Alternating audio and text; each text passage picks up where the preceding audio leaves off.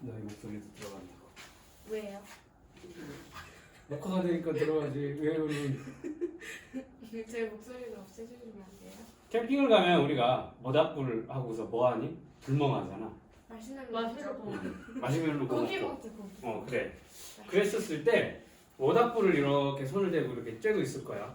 그러면은 따뜻하니? 뜨겁죠? 그 엉덩이랑 뒤통수도 따뜻하니? 아니요? 아니요. 안 따뜻해? 모닥불 이렇게 앞에 서보면 엉덩이랑 뒤통수는 안 따뜻해? 시간 지나면 따뜻해지지 않아요? 따뜻해져? 시간 지나면? 응. 안 따뜻해져? 응. 왜? 불 가까이 안 있잖아요. 불 가까이 안 있어서? 그럼 가까이 가서 이렇게 있으면 그럼 타요. 뒤는? 그러면 몸이 타면서 여기도 따뜻해지겠다. 뜨거워지겠죠? 그래. 일단 모닥불을 바라보는 쪽은 따뜻할 거고 그 뒤쪽은 앞에보다는 조금 덜 따뜻하겠지? 가까이 가면 뭐 어떻게 되겠어? 더 가까이 가고 더 가까이 가면 차라리 뒤로 뒤에도 따뜻하겠긴 하겠지. 자, 이번 시간에 물체의 온도를 객관적으로 나타내는 방법이 어떤 것이 있는지 또 열은 어떠한 방법으로 이동을 하는지 한번 알아보도록 하겠습니다. 온도라는 개념이 여기 나와 있네. 온도라는 정의를 한번 알아보도록 하자. 온도란 물체의 따뜻하고 차가운 정도를 측정하여 뭘로? 수치로 나타낸 것이다 라는 거지. 뭐 이거랑은 뭐 전혀 상관이 없는 건데 선생님이 예전에 이제 몇 번 얘기를 했었지. 과학을 하다 보면 이제 과학적인 생각을 해야 되고 생각을 했으면 어떻게 돼? 그걸 표현을 해야 되고 그럼 혹은 이렇게 보고서를 적는다거나 아니면 무슨 대회를 나갔었을 때 뭔가 이렇게 작성을 해서 제출해야 되는 경우에 과학적인 방법을 생각을 하고 과학적으로 작성을 하다라고 얘기를 했었을 때 무슨 얘기를 선생님이 했었냐면 수치로 나타내는 게 가장 중요하다라고 얘기를 했었던 거 기억나니? 그래서 이게 굉장히 무겁다, 굉장히 길다, 작다 그렇게 표현할 게 아니라 수치로 몇 센치, 몇 미터, 몇 킬로그램 혹은 무엇보다 길다, 무엇보다 무겁다 뭐 이런 식으로 과학적으로가 뭔가를 표현을 해야 된다 그랬었을 때 이제 수치를 이용을 해야 좋은 점수를 받을 수 있다 뭐 그런 얘기를 잠깐 했었는데 마찬가지로 여기도 물체의 따뜻하고 차가운 정도를 측정하여 수치로 나타낸 것을 우리는 온도라고 하는 것이다 라는 거지. 그래서 온도의 종류는 이제 세계적으로 많이 쓰는 게 세 가지가 있어. 근데 우리나라 같은 경우에서는 이 섭씨 온도를 사용을 하지. 섭씨 온도 맞니? 오늘 시리한테 물어보면 분명히 대답을 할 거야. 근데 지금 영상 찍고 있으니까 물어볼 수는 없고, 응? 그러면 대답해줘. 뭐부터 얘기를 하냐면 오늘 최저 기온이 몇 도인지, 최고 기온이 몇 도인지 얘기를 해줬었을 때 그 온도가 뭐야? 이 섭씨 온도라는 거야. 요거는 일상생활 하는데 사용하는 온도로 어디냐면 일기압에서 물의 어는 점을 0도 그다음 끓는 점을 100도씨로 정해놓고 그 사이를 어는 점 0도 끓는 점 100도 해놓고 그 사이를 어떻게 100등분을 하는 거야. 그게 이제 우리가 사용하는 섭씨 온도가 되는 거야. 섭씨 온도. 단위는 도씨, 섭씨를 사용하게 된다. 우리가 제일 많이 쓰는 거지. 그 다음 절대 온도가 있어. 들어본 적 있지? 절대 온도 우리 어디에서 배웠었니? 언제 배웠죠? 모르겠어. 기억은 안 나요. 태양 별 안 했었나? 태양 온도하고 그 다음에 샤를 법칙 했었을 때 나왔었지? 나왔었나? 이제 기억이 날 거야. 국제 단위계에서 쓰는 온도를 이제 절대 온도라고 하는데 단위를 이제 켈빈을 사용한다라고 했지. 그래서 샤를 법칙 때 K 나왔었잖아. 알았어? 오래됐기 때문에 까먹을 수 있어. 그래서 이게 물체를 구성하는 입자의 운동이 완전히 멈출 때 온도를 0K, 0켈빈으로 나타내고 0켈빈은 섭씨 온도에 얼마에 해당한다? 마이너스 273도씨에 해당된다 라고 해서 뭐 부피당 온도가 어떻게 올라간다라고 했었던 거 우리 1학년 때 했었어. 그래서 이것만 기억을 해두면 돼. 절대 온도 켈빈은 섭씨 온도에다가 얼마를 더해주면 돼? 273을 더해주면 같아진다 라는 것만 기억을 해두면 되겠습니다. 뭐 잘 쓰지는 않지만 그래도 가끔 나오는 개념이기 때문에 기억을 해둬야 될 거고, 여기에서 뭐 문제를 푸는 데는 당연히 이 내용 기억을 해둬야 되겠지. 예. 진동을 해놓고. 아니 다현이가 소리로 해서 소리 바꿨는데 수업 시간은 안 됐지. 자, 밑에 자료 더하기 한번 봅시다. 이게 온도의 종류가 나오는데 섭씨 온도는 누구니? 스웨덴의 과학자래. 셀시우스가 정한 온도 체계이고, 그래서 여기 보면 0도, 100도를 어떻게 100등분한 거를 우리가 대체적으로 많이 쓰는 거지. 그리고 화씨가 있어. 들어본 적 있지? 화씨 같은 경우에는 독일의 과학자 파렌하이트, 몰라 선생님 처음 들어봐. 정한 온도 체계로 섭씨 온도보다 온도의 간격이 더 작아. 온도를 더 자세하게 표현할 수 있다는 장점 때문에 일부 국가에서 사용을 하고 있어. 그래서 저쪽 애들이 많이 쓸 거야. 뭐 미국 애들도 화씨 쓸 거고, 그다음에 저쪽 유럽 애들도 일부 쓰는 걸로 알고 있는데 굉장히 불편해. 불편하지. 왜? 우리는 섭씨를 쓰니까 맞춰야 되니까 우리가 저기 중심이 돼야 될 거잖아. 그랬었을 때 화씨 온도 같은 경우는 일기압에서 순수한 물의 어는 점을 32이라고, 끓는 점을 212, 뭐라고 하냐? 뭐라고 읽어야 돼? F라고 정하고, 그 사이를 어떻게 한 거야? 180 등분한 건데, 이 화씨 온도 같은 경우에는 5분의 9 곱하기 섭씨 온도 플러스 32 해주면은 된다라는 거지. 그냥 이런 게 있구나라고 알아만 두면 될 것 같아. 저거 수업 문제 겁나 많이 나오는데. 아니 수학 문제는 얘기를 해주지. 다 제시를 해주고 계산하는 문제이기 때문에 어렵지는 않을 거고, 이제 과학에서도 과학에서는 저걸 외워야지. 외워야 되는데 우리 문제에서는 나오진 않았던 것 같아. 절대 온도만 나왔어. 자, 절대 온도는 과학에서 주로 사용하는 온도의 단위로 이론적으로 생각할 수 있는 최저의 온도인 마이너스 273도를 0켈빈으로 정한다. 뭐 이론적이야. 이론적인. 섭씨 온도와 동일한 눈금 간격으로 나타낸 온도가 되겠다. 그래서 지금 보면 섭씨 온도와 화씨 온도, 절대 온도를 비교를 해놨는데, 뭐 이게 이제 실제적으로 저기에서 나오진 않아. 뭐 학교 시험 문제에서 나오는 경우는 없을 텐데 그래도 알아는 둬야 될 거야. 심화 문제에서 나올 수도 있고, 선생님이 저기에서는 못 본 것 같아. 그냥 일반 현행하는 반에서는 이 문제가 있나 없나 기억이 안 나네. 한번 볼게. 여기 사람이 느끼는 물체의 온도 봅시다.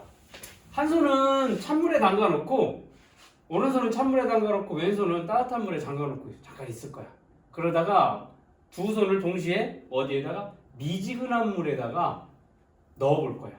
그러면 오른손은 어떻게 느껴질까? 찬물에 있다가 미지근한 물에 오니까 따뜻하다고 느껴질 거고, 여기는 따뜻한 물에서 미지근한 물로 넣으니까 왼손 같은 경우는 어떻게 했어? 시원하다. 시원하게 차게 느껴질 거다라는 거지. 해보면 안 돼.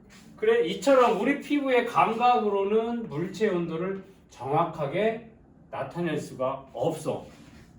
그치? 넣고 야 이거 42도야? 여기에 55도야? 이거야? 1200도야? 할 수 있어 없어? 1200도면 살 있지 않아요? 있겠지. 가끔 그 생활의 달인 보면 탕수육 튀기는 아저씨, 닭 튀기는 아저씨가 막 손을 이렇게 집어넣었다 빼면서 적당한 온도야 하면서 180도가 됐습니다 라고 하면 실제 재보니까 180도가 돼. 그 아저씨 안 뜨거운 척 하겠지만 뜨겁겠지. 그렇지?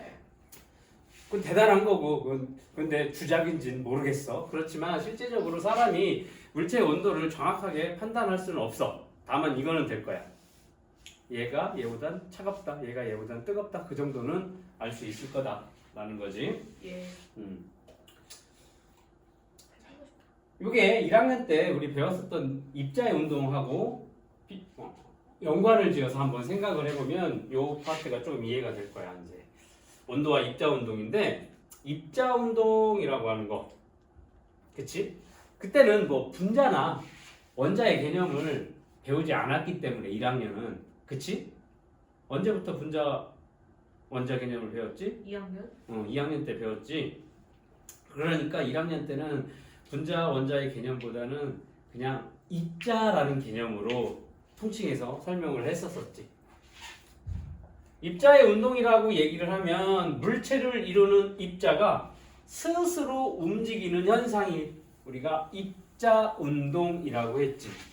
우리가 따로 어떠한 에너지를 주지 않더라도 입자라는 놈은 어떻게 스스로 움직인다라고 해서 뭐 확산 얘기도 하고 했었던 거 기억나니?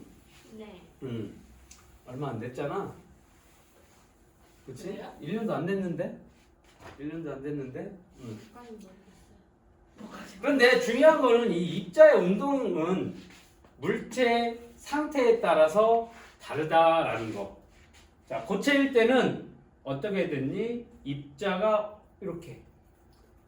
요거는 조금 띄워져 있었는데 우리가 1학년 때 배웠었을 때 고체의 입자는 그냥 타닥타닥타닥 다 그냥 이런 식으로 붙어 있다라고 배웠었을 거야. 이런 식으로 입자가 어때? 고체에서는 규칙적으로 배열되어 있고 제자리에서 진동 운동만, 이제 떠는 운동만 한다라고 배웠었지. 그리고 액체를 이루는 입자의 경우에는 고체보다는 비교적 자유롭게 운동을 할 수 있으니까 약간 입자 사이가 떨어져 있다라는 게 특징이고 기체보다는 가깝다. 기체 같은 경우는 입자 사이의 거리가 굉장히 멀기 때문에 입자가 매우 활발하게 운동을 한다라고 배웠었어. 맞니? 예.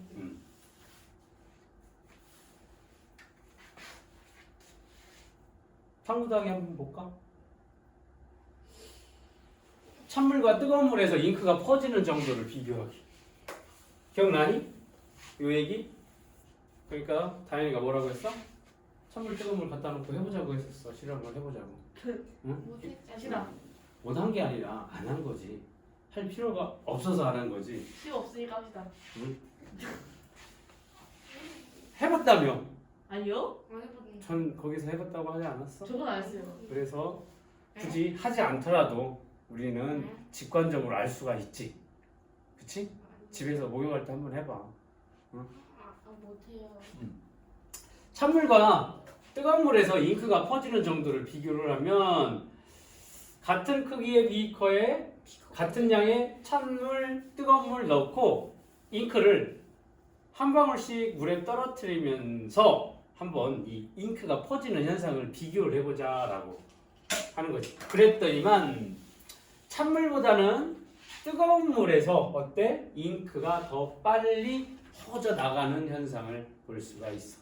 여기서 조금 더 디테일하게 실험을 하려면 온도를 예를 들어서 뭐 10도, 10도, 10도, 10도 차이 나는 여러 개의 비커에다 넣고서 떨어뜨려 보면은 좀 더 정확한 비교가 되겠지. 온도가 높은데 얼마나 높으면 더 빠르기가 확산되는 빠르기가 얼마나 더 빠른지 뭐 그렇게 비교를 할 수도 있겠지. 자, 물을 이루는 입자는 스스로 움직이는 뭐를 한대? 입자 운동을 한다. 액체는 고체보다 입자가 비교적 자유롭게 운동할 수 있다. 그 다음에 여기 물의 온도가 높을수록 물을 구성하는 입자의 운동이 어떻다? 활발하대. 뭐 온도가 이렇게 높을수록 온도는 물체를 이루는 입자의 운동이 활발한 정도를 나타나게 된다. 온도가 높다라고 하면 입자의 운동이 어떻다? 활발하다. 온도가 낮다라고 하면 뭐다? 입자의 운동이 둔하다. 됐니? 그렇게 생각을 하면 되겠습니다. 그러면 결론 여기 있네. 온도와 입자 운동. 온도는 물체를 이루는 입자의 운동이 활발한 정도를 나타나게 된다. 온도라는 놈은 물체를 이루는 입자의 운동이 활발한 정도를 나타나게 된다.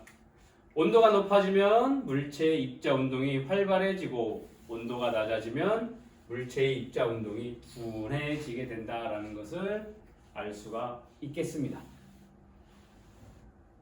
네. 아무 말도 안 했는데 뭘 내야? 뚜껑을 까놓고 물 없이 물의 온도 높이기가 되어 있네.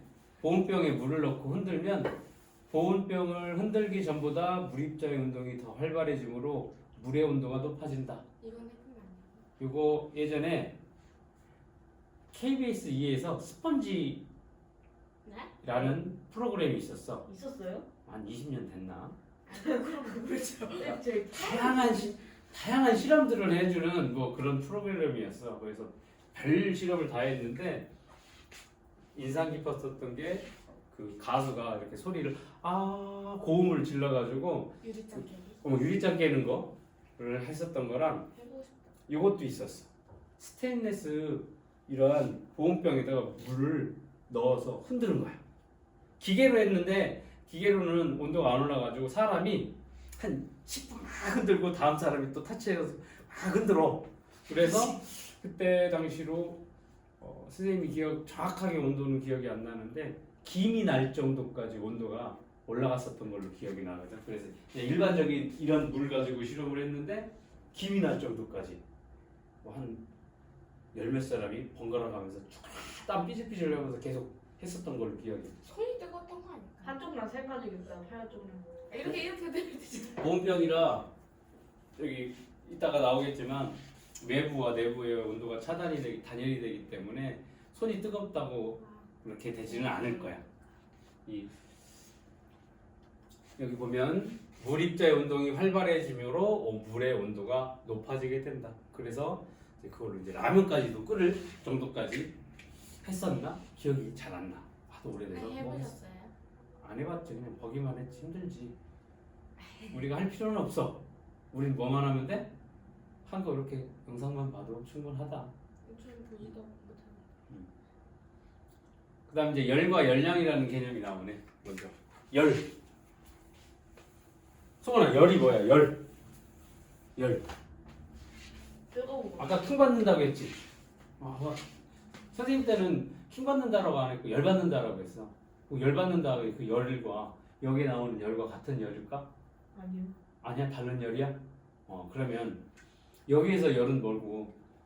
열 받아, 킹 받아 할 때 그 열은 뭐야? 열 받는다는 건 짜증난다는 거고. 화가 나고 짜증 나고 그 다음에 여기에서 나오는 열은 에너지. 에너지. 자, 온도가 다른 두 물체가 접촉을 하고 있어. 그러면 온도가 높은 물체에서 온도가 낮은 물체로 이동하는 그 에너지를 우리는 열이라고 한다. 잘 봤어. 에너지를 말하지. 자, 그 에너지를 열이라고 하는데 단위는 뭐를 사용한대? 주를 사용을 한다라는 거 기억을 해두면 되겠습니다. 처음 보는데. 나올 거야 뒤에서. 다음 시간에 계산하는 문제가 나올 거니까 좀 더 자세하게 배울 거야. 열. 온도가 높은 물체에서 온도가 낮은 물체로 이동하는 에너지를 열이라고 한다. 네. 맛있어? 네. 많이 먹어. 많이 떼어보는 거. 그 다음 열량 봅시다. 열량. 온도차에 의해서 이동한 열의 양, 열량. 온도와 이동한 열의 양을 열량이라고 얘기를 하고 많이 들어봤을 거예요. 단위로 칼로리를 쓴다거나 혹은 킬로칼로리 등을 열량의 단위로 사용을 하게 됩니다. 그랬었을 때 1kcal다 라고 얘기를 하는 것은 얼마만큼의 열량이냐면 물 1kg의 온도를 1도씨 높이는데 필요한 열량을 1kcal라고 얘기를 하고 1칼로리라고 얘기를 하는 거는 물 1g의 온도를 1도씨 높이는데 필요한 열량을 1칼로리라고 얘기를 합니다. 자, 물을 가열을 하면 열을 얻게 되겠죠. 열을 얻으면 어떻게 돼? 물의 온도가 올라가게 될 거고, 열을 잃게 되면 어떻게 되겠니? 온도가 내려가겠지. 그게 이제 점점 많은 에너지가 잃게 되면 얼게 되겠고, 여기에서 많은 에너지를 받게 되면 어떻게 될까? 물은 기체로 기화가 되겠지. 뭐 그런 것들 나와 있으니까 볼 거고. 선생님 이건 처음 보는데 열변색 물감이 있대. 열변색 물감이 있나? 어떻게 알아요? 저희한테 물어. 열변색 물감. 선생님 기억났다. 그 일부 그 잔 중에 찬 음료를 집어넣으면 색깔이 변하는 게 있었어. 뭐 소주잔 그런 거 있던데. 응. 여기도 마찬가지야. 찬물을 붓게 되면 뭐 이렇게 파란색 뜨거운 물을 부었을 때는 뭐 이 파란색이 사라지는 이러한 것들이 있대. 선생님 뭐 실제적으로 본 적은 없는데 그런 게 있다라고 하네. 그래서 이게 이제 열변색 물감이나 열변색 붙임딱지 같은 것들을 붙여놓게 되면 색이 변하는 온도가 달라. 그러면 이 색깔이 변화가 나타나는 걸로 이제 온도를 파악할 수가 있지. 뭐 디테일하게 뭐 0.5도, 1도 막 그런 차이는 아니더라도 단순하게 차갑구나, 뜨겁구나, 미지근하구나 뭐 그 정도는 알 수 있다라는 거지. 뭐 수학 학원에 있었어요. 맞아. 그 뭐지? 사람 온도 체크하려고.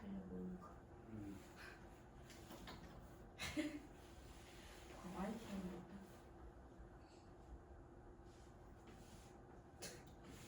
그다음 멍청한 여기 보니까 열이라는 거 보면 온도가 다른 두 물체가 접촉을 하면 온도가 높은 물체에서 온도가 낮은 물체로 이동하는 에너지를 열이라고 했어. 그러면 이렇게 온도가 다른 물체끼리 서로 이렇게 접촉을 시켜놓으면 어떻게 된다?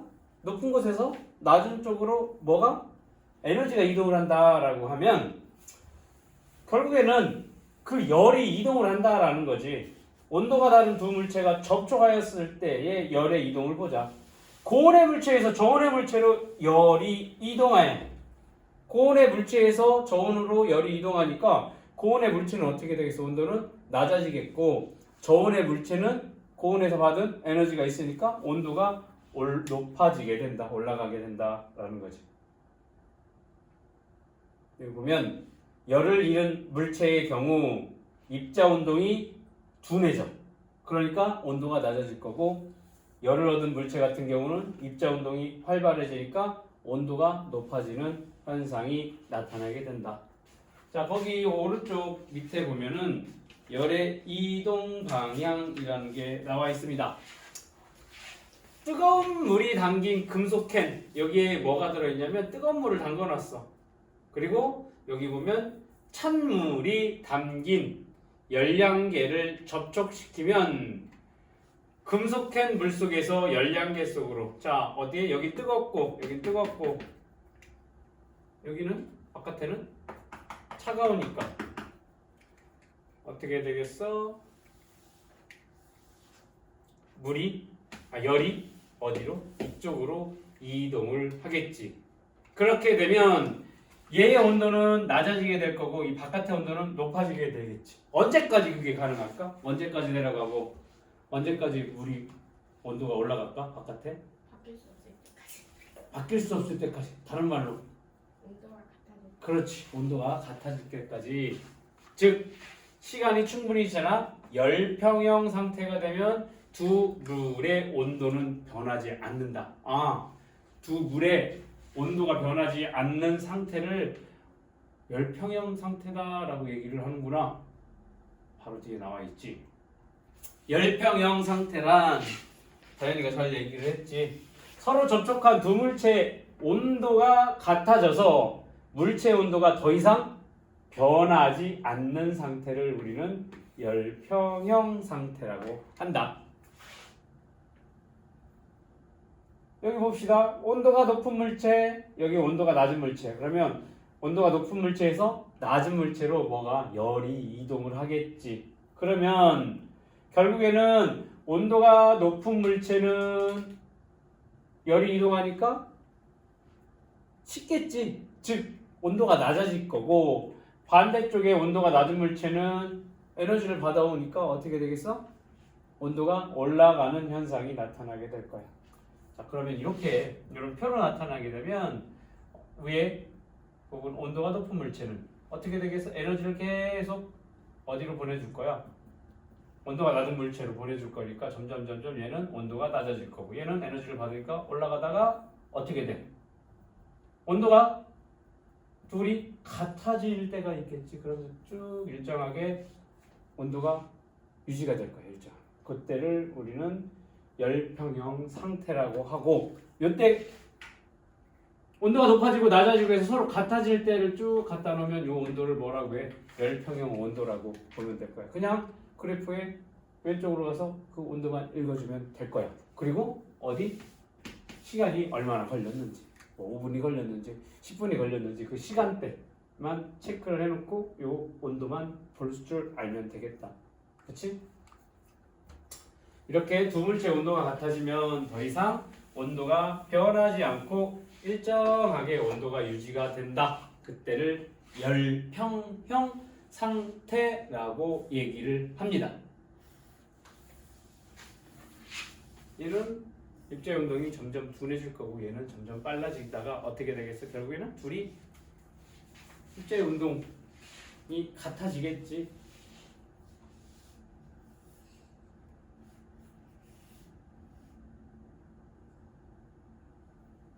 그럼 여기 왼쪽에 요거 읽어볼래? 열평형 상태일 때 온도는 고온의 물체의 처음 온도보다 낮고 고온의 여기 처음 온도보다 낮고 저온의 물체의 처음 온도보다 높다. 뭐 당연한 얘기를 당연하게 써놨으니까 그냥 알아만 두면 될 거야. 당연한 얘기를 당연하게 했어. 그치? 당연하지 않은 얘기를 당연하게 얘기하면 안 되겠지만 당연한 얘기를 당연하게 얘기하는 건 당연한 거야. 그치? 자, 달걀과 물의 열평형. 달걀 삶아봤니? 네. 안 시킨다고 했지 다현이는 어머니가 저 그래서 빨리 다칠까봐 저 그냥 빨리 하라고 했는데 못했어요. 빨래는 세탁기로 하잖아. 네. 꺼내기만 하고 널면 되잖아. 그것도 아니. 그 빨래 꺼내는 것도 못하게 해요. 왜? 들어 빠져가지고 꼬꾸라져가지고 다친다고 빨래 꺼내는 것도 못하게 해요. 아 저는 맨날 빠져가지고 상관없습니다. 연습을 하면 되잖아. 연습을. 안 빠지는 요령이 있어요 그게. 그러면 선생님 집으로 와 연습 시켜줄게. 응? 가고 싶지만. 자, 달걀을 이제 선생님도 자주 삶아서 아이들에게 주게 되는데 스크램블이 더 맛있는데. 아니 삶은 달걀을 이렇게 주머니에 넣어 갖고 다닐 수 있는데 스크램블 에그를 들고 다닐 수가 없잖아. 지퍼백에 넣어 다니면 되잖아요. 자, 갓 삶은 달걀을 찬물에 담가두고 시간이 지나면 열평형 상태를 이루어 달걀과 물의 온도는 같아지게 된다. 갓 삶은 달걀을 만져보면 손으로 잡을 수 없을 만큼 뜨겁지. 그걸 이제 찬물에다 담가 놓을 거야. 그러면 조금 있다 보면 달걀의 온도는 낮아졌고 그 다음에 찬물 집어넣었지. 찬물의 온도는 어떻게 되겠어? 올라가겠지. 높아질 거야. 그래서 어떻게 돼? 이 달걀과 바깥에 있는 찬물의 온도가 같아질 때까지 열평형 상태를 이룰 때까지 뭐 시간은 뭐 다 다르겠지만 달걀을 몇 개 넣느냐 찬물이 몇 도이냐 뭐 그런 거 차이가 있겠지. 보니까 여기 봐. 달걀을 이루는 입자와 물을 이루는 입자. 얘는 뜨거우니까 입자의 운동이 활발할 거고 얘는 차가운 물이니까 입자의 운동이 어떻겠니? 둔하겠지. 그러다가 시간이 점점 흐르면서 이 달걀을 이루는 입자의 운동이 점점 둔해지게 될 거고 물을 이루는 입자의 운동은 점점 활발해지겠지. 그러다가 온도가 같아지는 열평형 상태가 되면 이 두 입자의 운동 상태는 비슷해지겠다라는 거지. 예.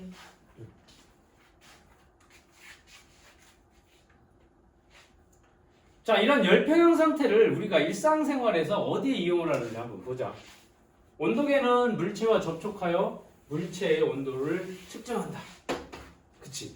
온도계 자주 쓰지. 코로나 이후로는 더 자주 쓰게 됐지. 그리고 필수적으로 학원이니 공부방이니 무슨 공공장소가 됐든 다 설치해놓고 온도가 조금만 높으면 집에 못 들어옵니다. 막 그렇게 하던 시대가 있었지. 지금 많이 오래 때문에 그러면 개꿀이야. 지금은 많이 완화가 되긴 했지. 여기는 했었어요. 그 이후라 그 권고사항이 때 학원을 열었기 때문에 없었고 그 공부방 했었을 때는 매번 체크를 했어. 그래서 그 학생들이 꽤 있으니까 매번 체크를 못하니까 바깥에 엘리베이터 앞에다가 공부방으로 들어올 때 문을 항상 열려놨으니까 거기다 설치를 해놨어. 장부하고 이름 적게끔 셀프로 체크를 하게끔. 그런데 대부분의 애들이 체크를 안 하지. 그냥 했다고 이름만 써놓고 가는 학생들이 있어서 안 그런 학생도 있었고. 수학학원에서는 옆에 손소독 기계랑 손소독 기계 이렇게 제 손소독 되는 나오면서 몇 가지 재고 이름 적고 하라고 다 했는데. 좀 오차가 좀 있어. 그것도 보면 오차가. 추운 겨울에 왔어. 나는 왜 30도야? 나의 체온은 30도라고. 30도야. 추운 겨울에 30도면 어떻게 돼? 사람 죽어. 근데 그럼 30도라고 했으니까 그때 동사무소 갔었을 때 그런 거야. 체크를 했는데 30도라고. 적으래. 그러니까 그거를 보고 있던 관리자도 웃긴 거지. 그게 사람 온도가 어떻게 30도가 되냐고. 그럼 죽지 사람이. 그러니까 이렇게 쳐다봤어. 그러니까 그냥 적으세요 하면서 자기도 웃더라고. 어떻게 다시 체크를 할 수 있는 것도 아니고. 자, 이렇게 온도계는 물체와 접촉하여 물체의 온도를 측정을 한다. 그 다음에 과일을 차가운 물에 오랫동안 담가두면 과일이 시원해진다. 계곡 같은 데 가면 수박을 거기 그늘진 물에다가 잠궈놓지. 그 계곡물에 엄마 아빠 맨날 맥주 캔이랑 게 넣어. 그러니까 원래는 그 아이스박스에다 넣고서 이렇게 드라이 아이스나 얼음 넣고 거기다 넣어놓기도 하고, 이제 그게 이제 여의치가 않으면 그늘진 그 계곡물 안에다가, 그치, 돌로 막아가지고 이렇게 해가지고. 과일도 넣어놓고. 술 얘기를 자꾸 하면 그러니까 얘기를 안 하는 건데 거기다 소주, 맥주 이렇게 넣어놓고 시원하게 마시려고 해놓지. 과일이 시원해져. 왜 그래? 열평 상태가 됐기 때문에. 그다음에 그것도 있지. 눈이 많이 와서 막 허리까지 쌓이고 하는 그 러시아 같은 데는 냉장고를 안 쓴 다음에 그냥 문 열고서 그 눈 있으니까 그냥 거기다가 이렇게 쑥쑥쑥쑥 꽂아 넣었다가 이제 꺼내서 이제 한다고 할 정도로. 그다음 음식물을 냉장고에 이렇게 넣어두게 되면 음식물하고 그다음에 그 냉장고 속 공기가 열평 상태가 되면 음식물의 온도가 냉장고 속 공기의 온도와 같아지게 되니까 어떻게 되니? 음식물들을 장기간 보관할 수 있다라고. 너무 오래 보관을 하면 어떻게 되겠어? 상하는 경우가 생길 수도 있어서 빨리빨리 이제 소비를 해야 되는 것도 맞고, 세균의 번식을 조금 늦출 뿐이지 아예 냠냠.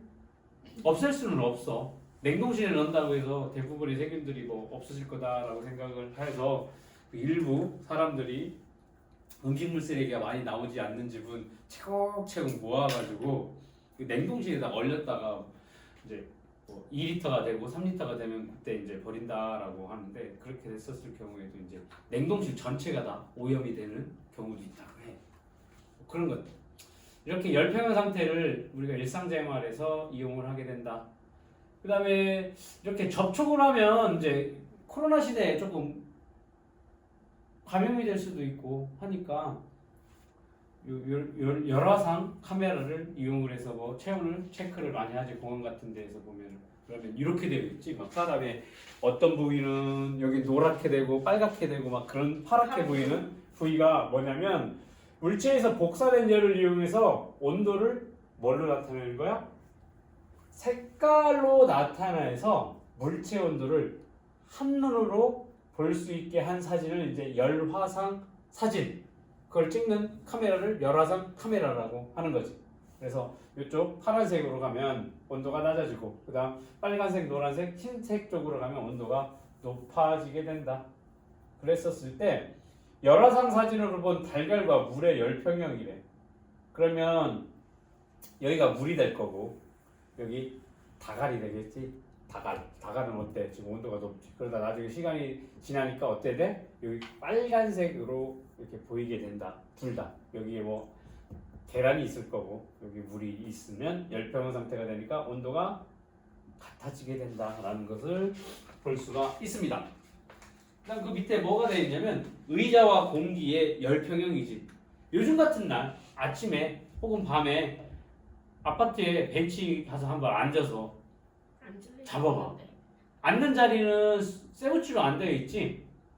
나무로 되어 있고 그 다음에 그 중간중간이나 옆에 난간 쪽이 뒤에 고정하는 부분이 쇠로 되어 있을 거라고. 그럼 나무 한번 만져보고 쇠를 하고 부분을 만져봐. 그러면 어디가 더 차갑게 느껴질까?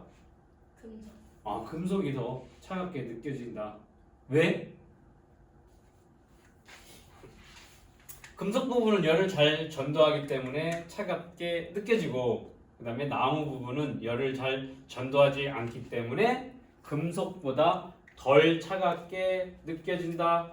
그렇지만 실제적으로 나무 부분의 온도나 그 금속 부분의 온도나 공기 중의 온도는 다 같다. 공기의 온도는 다 같다라고 할 수 있겠습니다. 예.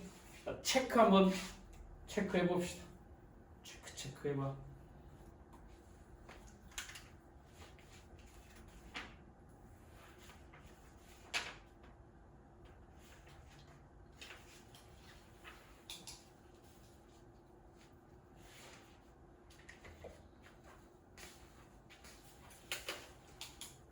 했어? 예. 이건 뭐야? 예? 이건 뭐야? 배율이 달렸는데 이건 뭐야?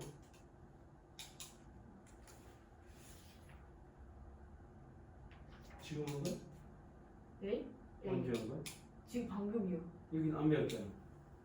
아는 내용이긴 했어요. 집에 가고 싶어서? 집에 가고 싶어서?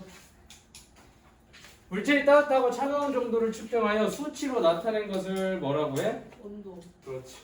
온도라고 한다. 온도가 높아지면 물체의 입자 운동이 온도가 높아진다? 그러면 입자 운동이 어떻게 되겠어? 활발해지겠지. 활발해지고 온도가 낮아지게 되면 물체의 입자 운동이 어떻게 되겠니? 둔해진다. 이렇게 표현을 해도 되겠지? 열은 온도가 무슨 물체에서 온도가 어떤 물체로 이동하는 에너지다. 뭐라고 되겠어? 열은 온도가 높은 물체에서 온도가 낮은 물체로 이동하는 에너지를 열이라고 얘기를 한다. 서로 접촉한 두 물체의 온도가 같아져서 온도가 변하지 않는 상태를 무슨 상태라고 한다? 열평형 상태라고 한다. 자, 다음 장 넘어가면 뭐예요? 뭐해? 열의 이동 방법과 열의 효율적 이동이 나와. 뭐야, 뭐 반말이잖아. 어? 근데 필요가 없으니까. 어? 네? 자, 열의 이동과 다리한테 뭐하냐 물었어. 열의 이동 방법과 열의 효율적 이용을 보자. 먼저 열의 이동 방법. 전에 우리 열의 이동 방법 세 가지 배웠었던 거 뭐뭐 있었지? 거기 나와 있지? 전도, 대주로 대류, 복사. 그래서 대체로 열이 이동할 때도 전도, 대류, 복사 중 두세 가지 방법이 함께 이루어진다라고 나와 있네. 그러면 뭐 전도 봅시다. 전도. 물체를 이루는 입자의 운동이 여기 봐봐. 이웃한 입자의 차례로 전달되어 열이 이동하는 방법을 우리가 전도라고 얘기를 합니다. 이웃한 입자의 차례로 전달되어 열이 이동한다. 여기 금속막대를 한번 가열해 보자. 금속막대 한쪽을 토치로 이렇게 가열하게 돼. 그러면 가열한 쪽의 입자의 운동이 바로 옆에로 어떻게 돼? 전달되기 때문에 열이 금속 막대를 따라서 어떻게 이쪽으로 이렇게 이동을 하게 된다. 가열한 이쪽의 입자 운동이 활발하게 움직이고 그게 또 옆으로 전달되고 옆으로 전달되면서 어떻게 돼? 열이 이동을 하게 된다. 그래서 예전에 1학년 거 할 때 선생님이 그 얘기했었지. 국그릇에다가 라면 그릇에다가 먹으려고 그렇게 담가놨다가 어이구 급하네 하고 전화 받고 와서 이제 먹으려고 입댔다가 어떻게 돼? 손이 뜨거울 정도까지도 된다라고 했었던 거 전도라고 얘기를 했었지. 보통 숟가락을 안 들었잖아요. 숟가락? 심하네요. 조금 오버해서 얘기를 했었을 경우. 선생님이 잘하는 게 그거거든. 애들 국 퍼주고서 그거를 따로 그릇에 이렇게 담가줘야 되는데 담가놨다가 또 퍼주고 해야 되는데 귀찮으니까 끓고 있는 데다 그냥 국자를 넣어놨다가 다음에 더 달라고 해서 살짝 국자를 잡으면 어떻게 돼? 전도 현상이 돼서 뜨거우니까 아이고 뜨거워 하는 경우가 되게 많아. 국자는요 플라스틱으로 돼 있잖아요. 응? 플라스틱 몸에 안 좋아. 스탱 쓰는데 선생님들은 스탱 써. 스탱. 환경으로 먹는 아니 손잡이 부분이요. 아 손잡이. 그렇지. 손잡이 부분이 플라스틱으로 된 것도 있고 선생님네 집은 플라스틱으로 된 게 하나밖에 없고 나머지는 다 올스댕이야 올스댕. 그래서 그럼 다 종이를 붙여놔요. 종이. 그다음 대류 봅시다. 대류. 기체나 액체를 이루는 입자가 직접 이동을 한대. 입자가 직접 이동하여 열을 전달하는 방식을 대류라고 합니다. 지금 오늘은 좀 날씨가 따뜻해서 따뜻한 거. 추워서 에어컨을 틀지 않지만 지금 공중에 매달려 있지 않니? 네. 에어컨이? 왜 공중에 매달려 놨을까? 밑에다가 놓으면 안 될까? 네. 안 돼? 네. 왜? 그럼 되게 시원하잖아요. 왜 덜 시원해?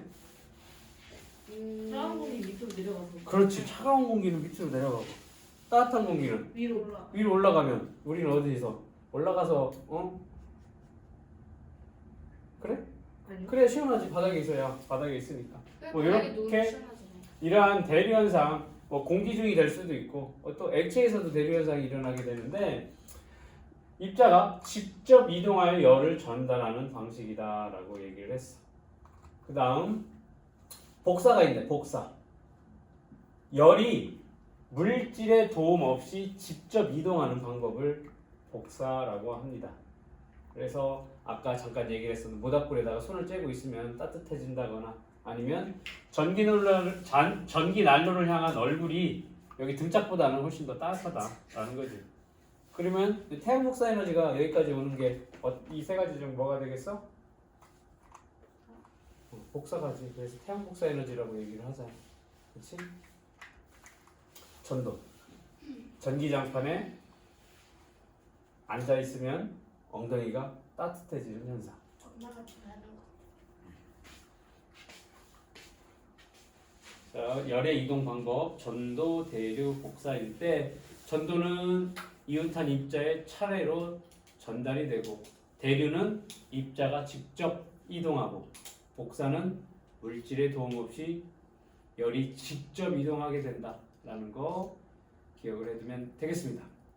자, 이런 냉난방 기구를 효율적으로 사용하는 방법. 자, 대류가 잘 일어나게 하기 위해서는 아까 얘기를 한 것처럼 냉방기의 경우에는 에어컨은 어떻게 위쪽에 설치를 해야 되겠지. 그래야 위쪽에서 차가운 공기가 나오게 되면 그게 어떻게 돼? 밀도가 크니까 밑으로 내려오게. 뜨거운 공기는 다시 위쪽으로 올라가고. 이렇게 순환이 돼야 효율적으로 이용을 하겠지. 왜? 우리는 바닥에 있기 때문에. 그에 반해서 난로 같은 경우는 어떻게 아래쪽에 설치를 해야 될 거야. 왜냐면 난로에서 어떻게 되니 데워진 공기는 위로 올라가고 차가운 공기는 내려오고 이런 식으로 돼야 되니까 원래는 효율을 좋게 하려면 저런 시스템 에어컨은 에어컨만 사용을 하고 난로는 밑에서만 따로 사용을 해야 조금 더 효율적인데 그냥 통칭해서 그냥 따뜻할 때 난방기로도 사용을 하고 냉방기로도 사용을 하지. 그래서 밑으로 그다음 단열 얘기가 나와. 이거 이 얘기부터 할까? 물을 가열할 때 열의 이동. 물을 가열하면 그 부분의 온도가 높아지면 입자의 운동이 활발해져. 그러면 부피가 증가하네? 부피가 증가하면 어떻게 될까? 밀도가 작아지겠지. 밀도는 뭔데? 촘촘한 정도. 밀도. 먹으면 돼. 밀도는 뭔데? 촘촘한 정도라고 했어. 밀도는. 비브는 지금 부피분의 질량이라고 했으니까. 입자 운동이 활발해지면 부피가 커지니까 밀도는 어떻게 돼? 작아지니까 어떻게 돼? 위로 올라가는 현상이 나타나게 될 거고. 차가운 물이 어떻게 되겠어? 부피가 작아지니까 밀도가 커지니까 밑으로 가는 게 되지. 이게 계속 순환을 하게 된다. 단열 얘기를 봅시다. 단열이 뭐야? 단 뭐야? 끊을 때 차단한다, 자른다. 그게 단이지. 뭐를 잘라? 열. 열을 자른대. 그렇지. 열의 이동을 막는 것을 단열이라고 한다. 그러면 열의 이동은 아까 세 가지가 있었네. 그치? 전도도 있고 대류도 있고 복사도 있어. 이런 열의 이동을 모두 다 막아준다라고 하면 단열이 잘 됐다라고 얘기를 할 수가 있지. 아까 보온병에 물을 집어넣고 막 흔들었더니 입자의 운동이 활발해지면서 온도가 올라갔다라고 했었어. 네. 그럴 때 다현이가 뭐라고 했어? 손이 따뜻하니까 그 온도가 전달이 돼서 뜨거워진 거 아닙니까? 라고 얘기를 했지. 봅시다. 복사를 받는 방법. 보온병 내부에 뭐야? 은도금한 면에서 반사가 일어나 복사에 의한 열의 이동, 즉 바깥으로 빠져나가는 열의 이동을 막는다라는 거지. 반대로 얘기를 하면 뭐 바깥에도 뭐 도금이 되어 있지는 않지만 바깥의 온도도 어떻게 돼? 차단을 하기 때문에 쉽게 차가워지거나 쉽게 뜨거워지거나 하지 않을 거라고. 그래서 너희들 학교에 가지고 다니는 물통이 겨울에는 뭐 따뜻한 물 다 넣고 다닐 거고, 그다음에 여름에는 얼음을 먹고 다니지. 시원한 물 집어넣고 다닐 거고, 지금 없는 시우 물통은 보니까 플라스틱이라 단열이 잘 안 될 게지, 그치? 그 파란색으로 된 거 갖고 다니던데. 자, 전도를 막는 방법 봅시다. 전도. 옷감 사이의 공기가 전도에 의한 열의 이동을 막는다라는 거지. 그래서 한겨울에 너무 추울 때 옷을 입을 때 5리터 잠바 굉장히 두꺼운 걸 하나를 입는 것보다는 얇은 네일을 뭐 2개 이렇게 껴 입는 게 훨씬 더 따뜻하다라고 알려져 있지. 왜? 전도를 막기 때문에 그렇다. 그래서 선생님이 군대 강원도에서 나왔지. 강원도에서 그 바다를 쳐다보면서 간첩이 드러나 안 드러나 하는 그런 무대였어. 선생님 있는 무대가. 그러면 선생님은 실제 거기 나가진 않는데 거기 혹시라도 문제가 생기면 가서 지원을 해주는 거야. 휴가 가거나 사고 치거나 인원이 잠깐 부족하거나 아니면 특별한 상황이면 우리가 가서 보충을 해주는 거지, 인원을. 그래서면 밤새 바다만 쳐다보고 있어. 한겨울에 바닷바람이 이렇게 오는데 오나 이렇게 눈으로 쳐다보고 의심스러우면 불 켜서 쳐다보고 이렇게 쌍용으로 쳐다보고 밤새.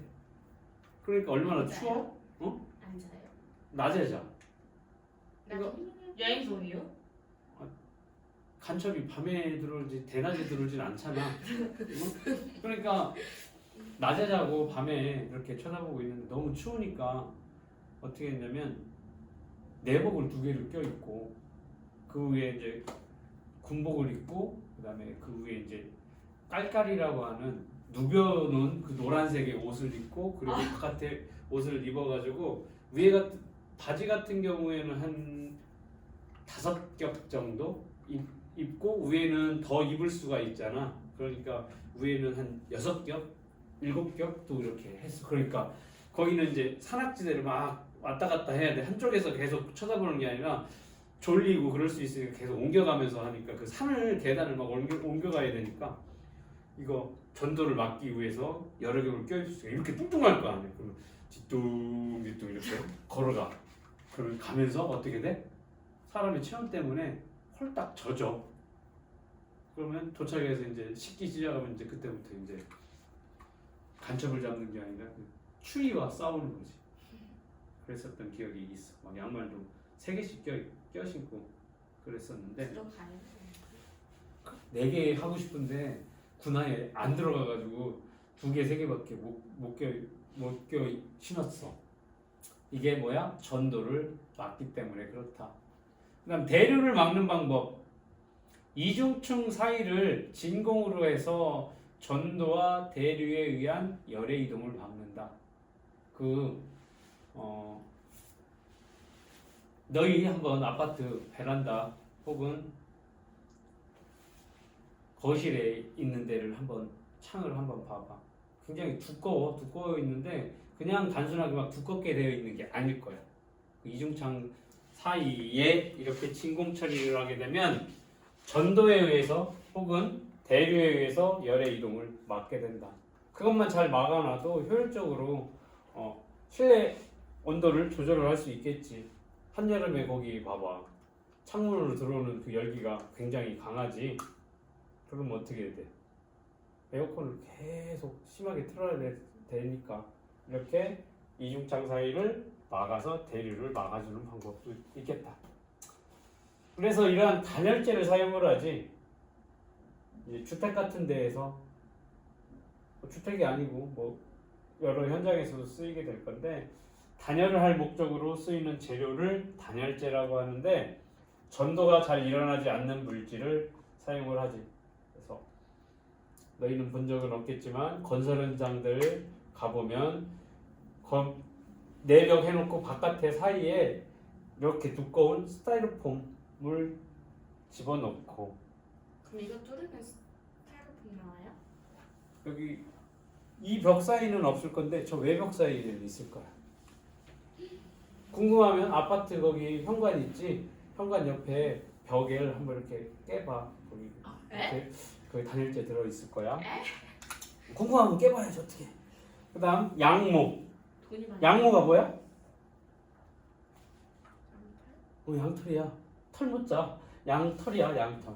그리고 유리로 된 섬유, 유리섬유 등이 어떻게 되냐면 이 단열재로 쓰이게 된다. 그다음 패시브 하우스라는 게 있어. 단열의 효과를 높여서 열의 효율을 높인 건축물이야. 자, 이게 이제 패시브 하우스야.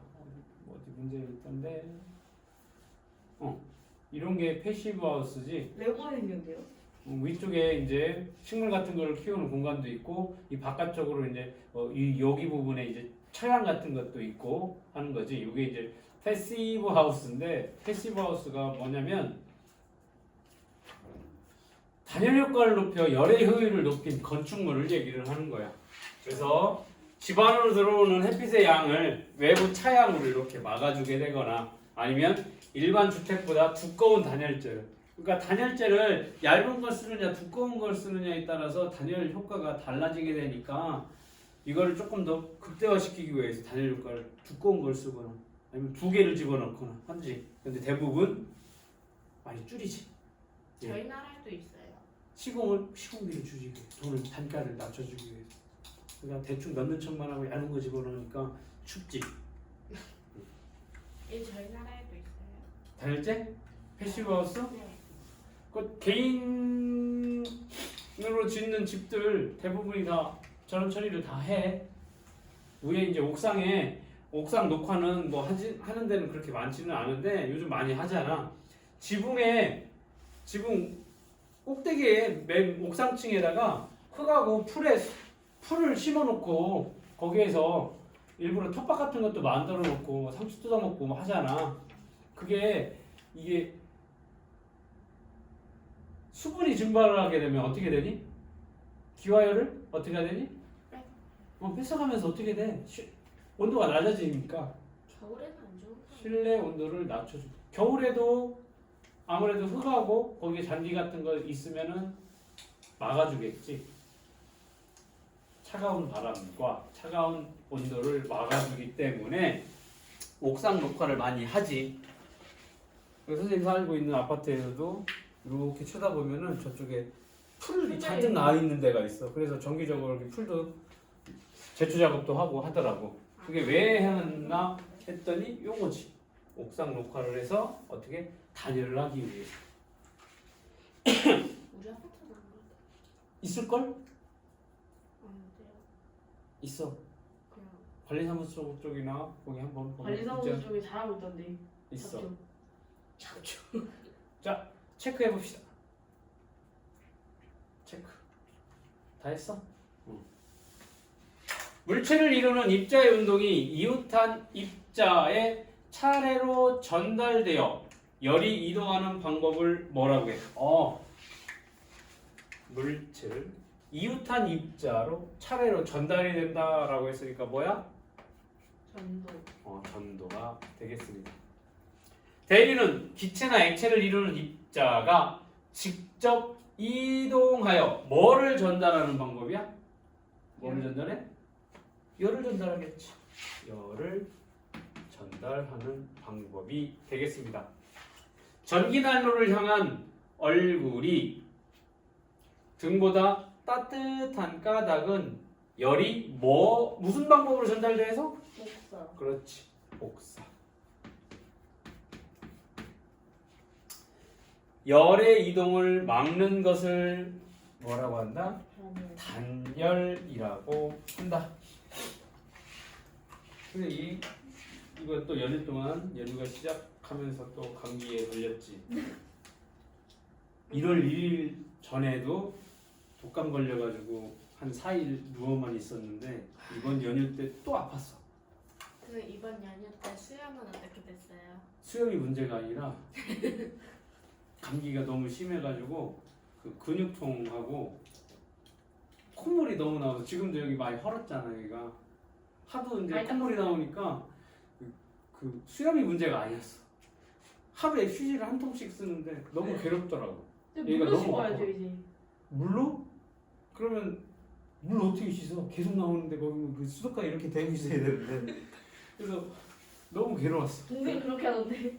결국에는 지금도 많이 좋아지긴 했는데 아직도 그 코맹맹이 소리 코가 좀 막히고 더 웃긴 건 코도 막히는데 콧물이 막 줄줄줄줄 나오는 아주 괴현상이 일어나서 좀 고생했어 이번 연휴 때. 연휴만 되면 왜 이렇게 아픈지 몰라. 그래서 제대로 먹지도 못하고 좀 쉬었다 가야 돼요? 그럼 수염은 못하는 거예요. 탐구까지 하고 쉴 거야. 네. 탐구 5분이면 되니까. 자, 탐구 봅시다. 탐구는 누누이 얘기하지만 학교에서 할 수도 있어. 안 하죠. 실제 실험을 할 수도 있고 저걸로도 뭘로 한다고 했어? 영상? 아니.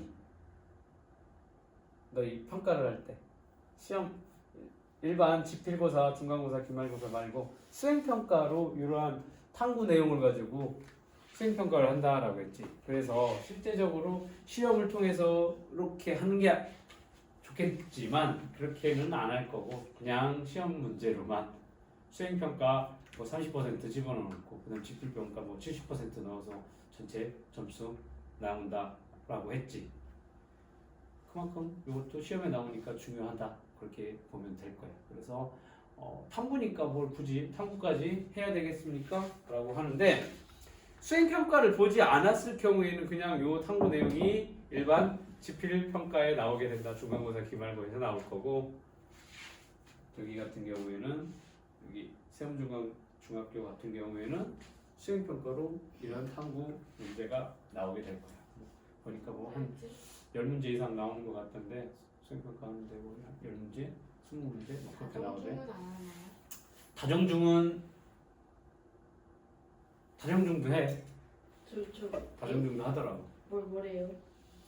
뭔가 그 배점이 그렇게 높지는 않아서 배점이 좀 다르다 보니까 그런 건지 아니면 학생들의 성격이 그래서 그런지 다정중학교 다니는 애들은 선생님한테 그 수행평가 할 거니까 좀 알려주세요 하는 학생이 한 명밖에 없었어. 한 7, 8명 중에 한 명밖에 없었고 세움중학교는 한 명밖에 없었는데 한 명이 그 좀 해달라고 해서 이렇게 알려준 적이 있었거든. 그랬었을 때 뭐가 됐든 시험에 나온다 안 나온다 중요하지. 안 나오는 것까지 공부할 필요는 없으니까. 그렇지만 뭐 기본이 되는 거면 뭐 시험에 나오든 안 나오든 알고는 있어야 되는 거고 그 다음에 이 탐구 같은 경우에는 특히 수행평가에 나올 확률이 굉장히 크고 수행평가에 나오지 않으면 일반 평가에 나올 결국 평가에 나온다는 될 거니까 반드시 알아둬야 된다. 얼마나 좋아. 실험을 통해서 어떠한 이론들을 알아간다. 굉장히 재밌지. 선생님은 재밌는 거 아니죠? 너희도 재밌을 거야. 아니, 자, 뜨거운 물과 찬물의 온도 변화 측정하기라고 되어 있네. 자, 여기 뭐냐면 열량계에다가 열량을 측정하는 장치인데 여기에다가 찬물을 집어넣어 놓고 뜨거운 물을 금속 캔에 깡통에다 담가 놓고서 금속 캔을 찬물이 담긴 열량계 속에 집어넣게 돼. 그러니까 이게 뜨거우니까 뭐 장갑 끼고 집어넣는 거지. 그치? 장갑을 꼈잖아. 이게 얘기는 뜨겁다라는 거지. 그래놓고 뜨거운 물과 찬물의 온도 변화를 2분 간격으로 측정을 하기 위해서 디지털 온도계를 꽂아놨네. 그랬었을 때 이 온도계가 열량계와 금속캔의 바닥이나 벽에 닿지 않고 중간에 액체가 물이 담겨져 있는 그 부분에 닿을 수 있도록 주의를 해야 된다라고 유의점이 나와 있네. 반대로 이런 거 가지고 이제 시험을 하는 경우도 있겠지. 유의점을 보면 자 쭉 이렇게 설명해 놓고 문제에 뭔 내용이 나와 있냐면 1번에 온도계를 열량계 바닥에 혹은 금속캔 벽에 닿도록 설치를 해야 된다라고 나올 수가 있어. 그럼 뭐야? 틀린 내용이 될 거지. 떨어뜨려 놔야 된다라는 거지. 그리고 2분 간격으로 측정을 하고서 온도 변화를 한번 알아보니까 열량계 속에 처음 물의 온도는 13도씨였어. 13.5도. 그 다음에 금속캔 속의 물의 온도는 69.2도야. 그래서 시간이 2분, 4분, 6분 쭉 지나가면서 열량계 속의 온도는 어떻게 되니? 점점 높아지고 있네. 금속캔 물의 온도는 점점 낮아지고 있어. 그러다가 14분이 되니까 32.7도로 갔고 16분에도 32.7도로 갔다. 자, 요 온도 변화를 그대로 어디다 갖다 놨니? 그래프로 갖다 놓으니까 금속캔 속의 물의 온도가 이렇게 낮아지다가 열량계 속의 물의 온도가 쭉 높아지다가 시간이 얼마 아까 10분 이후쯤 되면 이제 변화폭이 점점 줄어들지. 여기서 크게 변화가 되고 그러다가 어디 12분, 14분 그때쯤부터 32.7도로 같아지게 된다. 자, 그럼 이걸 통해서 우리가 뭐를 알 수 있느냐? 온도가 높은 금속캔 속의 물의 온도는 낮아지고 온도가 낮은 열량계 속 물의 온도는 높아지게 된다라는 걸 알 수가 있겠고 열은 온도가 높은 물체에서 온도가 낮은 물체로 이동한다.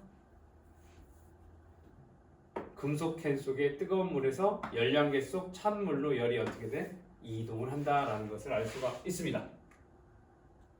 그러면 금속캔 속 물이 잃은 열량, 그 다음에 열량계 속 물이 얻은 열량은 어떻다라는 걸 알 수가 있어? 얻은 열량, 잃은 열량 같다라는 거 알 수가 있습니다. 그 다음에 금속캔 속 물과 열량계 속 물의 온도가 같아진 상태를 우리는 뭐라고 한다? 열평형 상태라고 한다라는 것을 우리가 정리까지 됐어. 그럼 여기 관련된 문제 풀어보도록 하겠습니다.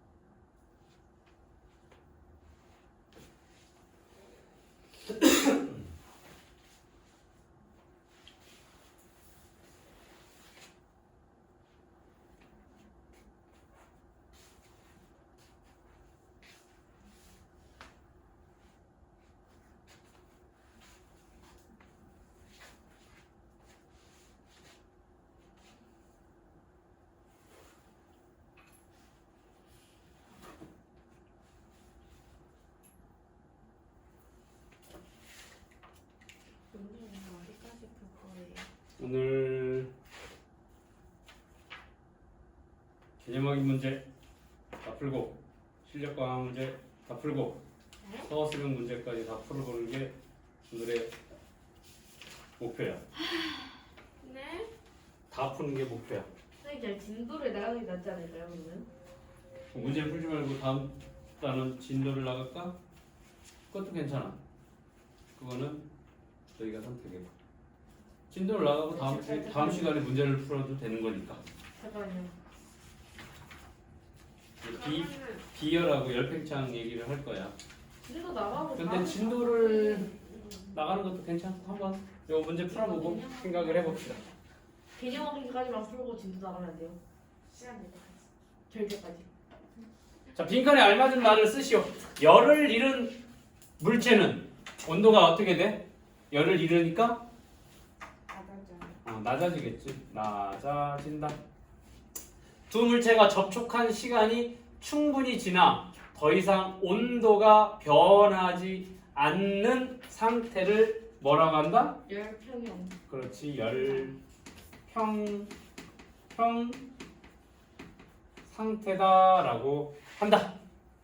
위에 대한 설명으로 옳은 것을 고르래. 그러면 옳은 것? 옳은 것 고르라고 했습니다. 옳은 것.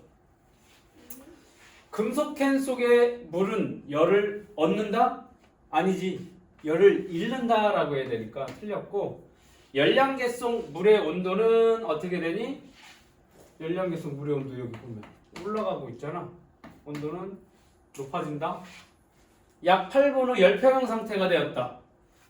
지금 열평형 상태는 32.7도니까 언제 됐어? 14분에 됐으니까 틀렸네. 금속캔 속 물에서 열량계 속 물로 열이 이동을 했다. 예. 아, 맞는 얘기네. 시간이 충분히 지나면 열량계 속 물이 금속캔 속 물보다 온도가 높아진다? 시간이 14에서 16으로 됐는데 어떻게 됐어? 시간이 지났는데도 온도는 같아졌어. 그러니까 높아지지 않을 거라고. 그래서 4번이 답이 될 거고. 자, 적용 문제 봅시다. 오른쪽 그림과 같이 온도가 다른 두 물체를 접촉시켰어. 높은 온도, 낮은 온도. 얼마나 좋아? 높은 온도 쉽게 빨간색으로 표시를 해놓고 뜨겁다. 낮은 온도 파란색으로 표시를 해놨어. 학교 시험 문제 이렇게 안 나올 거다. 왜? 학교는 없어. 인카 학기 외우고. 칼라가 아니거든. 땡겨. 흑백이라서. 시간이 지나 두 물체의 온도가 같아졌대. 이에 대한 설명으로 뭐를 고르래? 옳지 않은 것 고르라고 했어.